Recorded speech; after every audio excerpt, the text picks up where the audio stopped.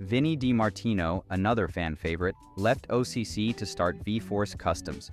He's now running a family-owned auto repair shop and raising his kids in upstate New York. Vinnie never chased fame, he just chased good work, and that's something to respect. Cody Connolly, once the teenage apprentice, is now deep in the excavation business. His company, Revel Ranch, trades handlebars for backhoes.